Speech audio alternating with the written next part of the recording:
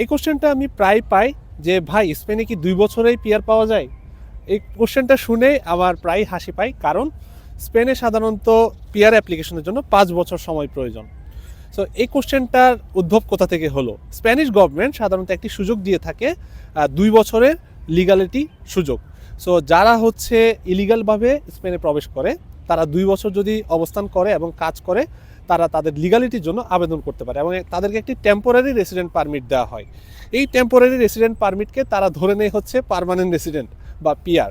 So এই ভুলটা অনেকের মধ্যে আছে, না জেনে না বুঝে অনেকে বলে গেলেই পিআর 2 বছরের মধ্যে পেয়ে যাব। না, বাস্তবতা কিন্তু ভিন্ন। সো আমি বর্তমানে অবস্থান করছি স্পেনে 2 বছর ধরে এবং আমি এসেছিলাম রিসার্চার ভিসায় এবং বর্তমানে এখানে পিএইচডি করছি এবং আমার পিআর অ্যাপ্লিকেশনের জন্য আরও 3 বছর আমাকে স্টে করতে হবে। অর্থাৎ আমার পিএইচডি যখন শেষ হবে তখন আমি গিয়ে পিআরের জন্য আবেদন করতে পারবো। সো দেখা যাচ্ছে সব কিছুরই একটি সিস্টেমেটিক ওয়ে আছে। আপনি যদি ওই সিস্টেমেটিক ওয়েটি ফলো না করেন, আপনাকে অনেক প্রবলেমের সম্মুখীন হতে হবে, অনেক স্ক্যামের সম্মুখীন হতে হবে। আরেকটি বিষয় গুরুত্বপূর্ণ, যারা স্পেনে পড়াশোনা করতে আসেন এবং রিসার্চ করতে আসেন তাদের ভিসা ক্যাটাগরি কিন্তু ডিফারেন্ট।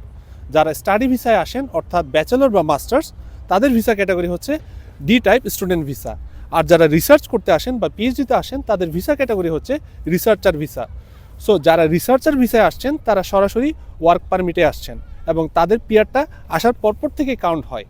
আর যারা পড়াশোনা করতে আসছেন তাদের স্টাডি পারমিট থাকে এবং এই স্টাডি পারমিটে আপনার পিআরের জন্য হাফ কাউন্ট হয়। অর্থাৎ আপনি যদি 2 বছরের মাস্টার্সে এসে থাকেন সেক্ষেত্রে পিআরের জন্য আপনার 1 বছর কাউন্ট হবে।